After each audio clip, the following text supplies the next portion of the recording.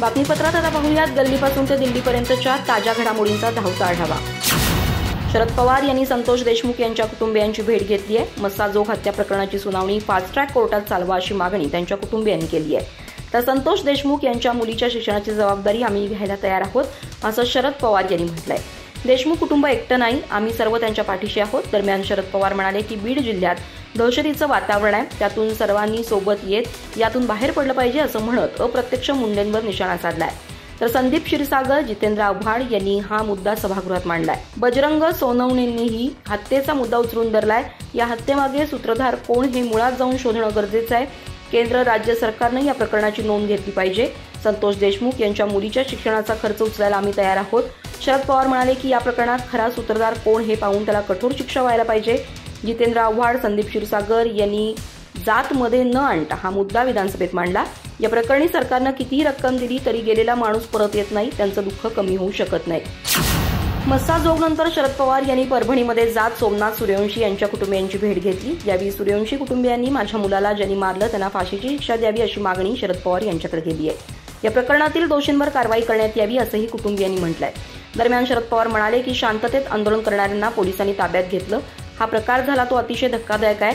सोमनाथ यांना मारहाण करणं योग्य नव्हतं, त्यांना ज्यांनी मारलं त्यांच्यावर कारवाई व्हायला हवी। सोमनाथ यांच्या मृत्यू प्रकरणी वस्तुस्थिती समजून घेण्यासाठी मी इथं आलोय, तुमच्या मागण्या सरकारपर्यंत पोहोचवण्याची जबाबदारी आमची आहे। शरद पवार पुढे बोलताना म्हणाले की महाराष्ट्राच्या विधानसभेमध्ये सुद्धा अनेकांनी या मुद्द्यावर चर्चा केली।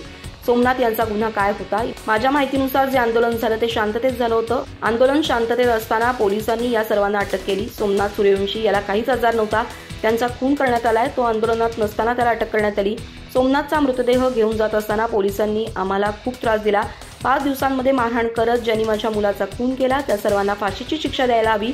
या 5 दिवसात आम्हाला काहीच माहिती दिली नाही, डायरेक्ट त्याचं निधन झाल्याचा फोन आला। आम्ही त्याची बॉडी ताब्यात घेण्यासाठी गेलो असता आम्हाला सोमनाथच्या अंगावर व्रण दिसून आले, त्याला पोलीस ठाण्यात मारलं नाही, बाजूला एका रूममध्ये नेत मारहाण करण्यात आली असा आरोप कुटुंबियांनी केलाय।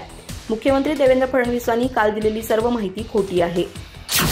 बीडमधील सरपंच हत्याकांडामुळे कथितपणे अडचणीत सापडलेले मंत्री धनंजय मुंडे आज उपमुख्यमंत्री अजित पवार यांच्या गाडीतून विधिमंडळाच्या कामकाजात सहभागी होण्यासाठी पोहोचले। गत 2 दिवसांपासून ते विधिमंडळाच्या कामकाजापासून दूर होते, पण आता मुख्यमंत्र्यांच्या सभागृहातील निवेदनानंतर ते आज सभागृहाच्या कामकाजात सहभागी झाले।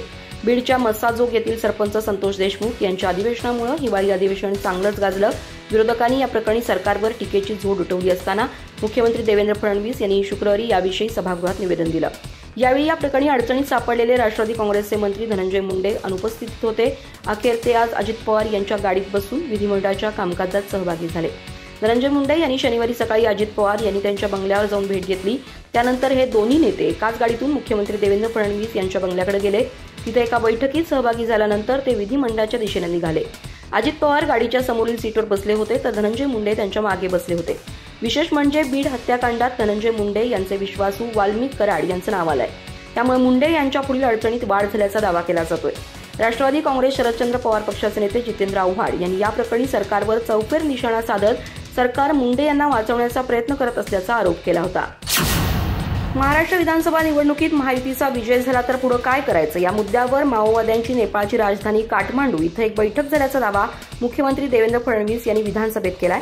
त्यांच्या या दाव्यामुळे शहरी नक्षलवादाचा पुन्हा एकदा प्रश्न ऐरणीवर आला असून राज्याचं राजकारणही चांगलंच तापलंय। मुख्यमंत्री देवेंद्र फडणवीस यांनी विधानसभेत भारत जोडो यात्रेत शहरी नक्षलवाद्यांचा समावेश असल्याचा आरोप केला होता। यावेळी त्यांनी माओवाद्यांच्या काठमांडूत झालेल्या एका बैठकीचाही उल्लेख केला होता।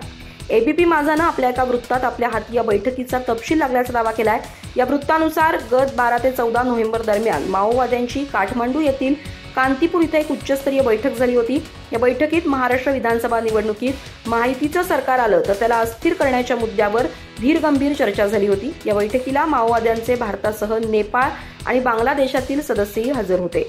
या संबंधीच्या वृत्तानुसार सदर बैठक माओवाद्यांच्या आंतरराष्ट्रीय पातळीवरील टॉप कमांडर्ससाठीची होती।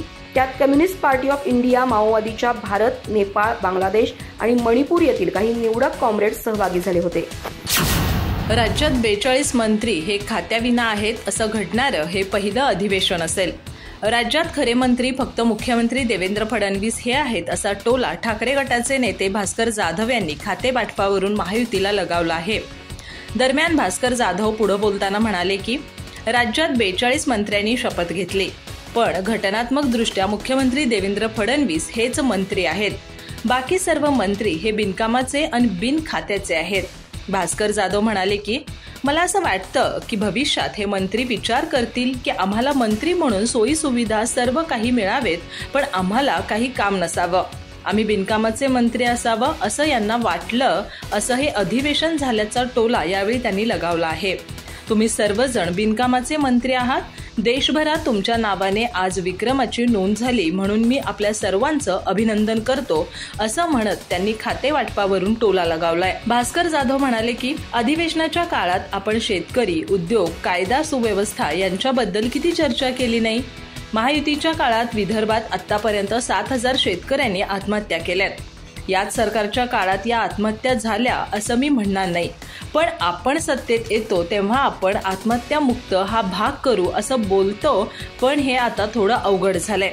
या सरकारच्या काळात 7,000 आत्महत्या हा सर्वात मोठा विक्रम म्हटलं तर वावगं ठरणार नाही. मुख्यमंत्र्यांची घोषणा केवळ कागदावर राहिली असा टोला जाधवांनी लगावलाय. आम आदमी पक्षाचे निमंत्रक अरविंद केजरीवाल यांनी शनिवारी डॉक्टर आंबेडकर शिष्यवृत्ती योजनेची घोषणा केली. दलित कुटुंबातील मुलाचं शिक्षण आणि परदेशी विद्यापीठात जाण्याचा खर्च दिल्ली सरकारवर उचलणार असल्याचं केजरीवाल यांनी सांगितलं. अरविंद केजरीवाल म्हणाले, दलित समाजातील कोणताही मुलगा पैशाअभावी उच्च शिक्षणापासून वंचित राहू नये. मी डॉक्टर आंबेडकर शिष्यवृत्ती जाहीर करतो. कोणत्याही दलित मुलाला जगातील कोणत्याही सर्वोच्च विद्यापीठात शिक्षण घ्यायचं असेल तर त्याने फक्त प्रवेश घ्यावा. त्या विद्यापीठात शिक्षणाचा खर्च आणि प्रवासाचा सर्व खर्च दिल्ली सरकार उचलेल. ते म्हणाले, आंबेडकरांनी परदेशात शिक्षण घेतल्यानंतर दुहेरी PhD केली आहे. स्वतंत्र भारतात कोणत्याही मुलाला परदेशी विद्यापीठात शिकताना कोणतीही अडचण येऊ नये. ही योजना सरकारी अधिकाऱ्यांनाही लागू होणार आहे. भाजप आणि अमित शहा आंबेडकरांची खिल्ली उडवत आहेत. आम्ही या योजनेद्वारे त्यांना उत्तर देत आहोत. दिल्ली विधानसभेचा सध्याचा कार्यकाळ 23 फेब्रुवारी 2025 रोजी संपत आहे. येत्या 2 महिन्यात निवडणुका होऊ शकतात. गेल्या विधानसभा निवडणुका फेब्रुवारी 2020 मध्ये झाल्या होत्या, ज्यामध्ये आम आदमी पक्षाने पूर्ण बहुमत आणि 70 पैकी 62 जागा जिंकल्या होत्या. केजरीवाल यांनी 12 डिसेंबर रोजी 60 वर्षावरील वृद्धांना मोफत उपचार देण्याची घोषणा केली होती. केजरीवाल यांनी स्पष्ट केलंय की हे उपचार सर्व वृद्धांसाठी मोफत असतील, मग ते कोणत्याही श्रेणीतील असोत. त्याला त्यांनी संजीवनी योजना असं नाव दिलंय. सरकारी शाळांमधील शालेय गणवेशाविषयी मुख्यमंत्री देवेंद्र फडणवीस यांच्या नेतृत्वातील सरकारने एक महत्त्वपूर्ण निर्णय घेतलाय. सरकारने गत वर्षी या विद्यार्थ्यांसाठी एक राज्य एक गणवेश ही योजना आणली होती. त्यात सरकारने विद्यार्थ्यांना गणवेश पुरवण्याची जबाबदारी स्वतः घेतली होती. पण गणवेशांचा निकृष्ट दर्जा आणि कमी जास्त मोजमाप यामुळे मोठा वाद निर्माण झालाय. हा वाद टाळण्यासाठी आता सरकारने या योजनेत मोठा बदल करत ही जबाबदारी स्थानिक शालेय व्यवस्थापन समितीवर सोपवली आहे. एकनाथ शिंदे यांच्या नेतृत्वातील सरकारने गत वर्षी एक राज्य एक गणवेश ही योजना सुरू केली होती. या योजनेअंतर्गत राज्यातील महिला बचत गटांना गणवेश तयार करण्याचं काम देण्यात आलं होतं.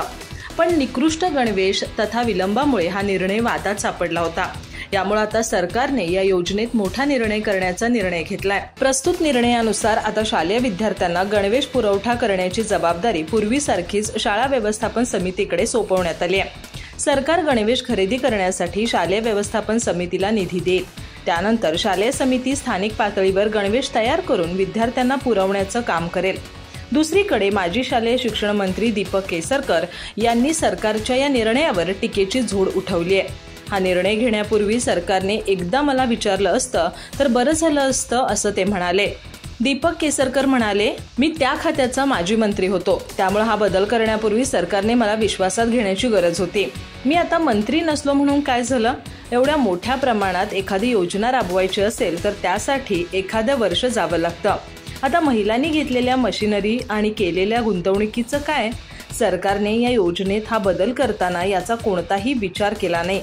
सध्या या खात्याचे मंत्री अस्तित्वात नाहीत, त्यामुळे कुणाकडे जाब विचारणार? त्यामुळे मी थेट मुख्यमंत्री देवेंद्र फडणवीस यांना भेटून हे बदल न करण्याची विनंती करणार आहे. विशेषतः मी या प्रकरणी उपमुख्यमंत्री एकनाथ शिंदे यांची भेट घेऊन त्यांच्याशी चर्चा करणार आहे. गेल्या 70 वर्षात अशा प्रकारच्या निवडणुका आम्ही पाहिल्या नसल्याचं उद्धव ठाकरे गटाचे खासदार संजय राऊत यांनी म्हटलंय. ज्यांनी आम्हाला मतदान केलं त्यांचं मतदान आमच्यापर्यंत पोहोचलं नाही अशी लोकांची भावना आहे. लोकांच्या या संतप्त भावना आहेत, त्याचा आम्ही आदर करून स्वीकार करत असल्याचं राऊत यांनी म्हटलंय. आता जे आमच्या सोबत आहेत त्यांना घेऊन आम्ही पुढे जाणार असल्याचं देखील संजय राऊत यांनी म्हटलंय. आपल्या देशामध्ये ज्याच्या हातामध्ये EVM त्याची लोकशाही असं समीकरण झालंय. मात्र आता आम्ही पुढे जाणार असल्याचं संजय राऊत यांनी म्हटलंय. सरकार स्थापन झालं मात्र मंत्रिमंडळ तयार होत नव्हतं. मंत्रिमंडळाचा शपथविधी झाला मात्र अद्याप खातेवाटप जाहीर होत नाही. पाशवी बहुमत तुमच्याकडे आहे, अशा वेळी तुम्हाला कोण अडवतं असा प्रश्न राऊत यांनी उपस्थित केला. भारतीय जनता पक्ष एकट्याकडे 140च्या जवळपास जागा आहेत, तरीही तुम्हाला खातेवाटप करता येत नाही, त्यामुळे राज्य कसे चालेल असा प्रश्न राऊत यांनी उपस्थित केला. राज्यात खून दरोडे होत आहेत. उपमुख्यमंत्री शिंदे यांनी 14 कोटी जनतेचे आभार मानले, मात्र त्यांना 14 कोटी जनतेने निवडलेले नसल्याचं राऊत यांनी म्हटलंय. आगामी महापालिका निवडणुकीसंदर्भात आढावा घेण्यासाठी संजय राऊत पुणे दौऱ्यावर आहेत. या दरम्यान त्यांनी माध्यमांशी संवाद साधला.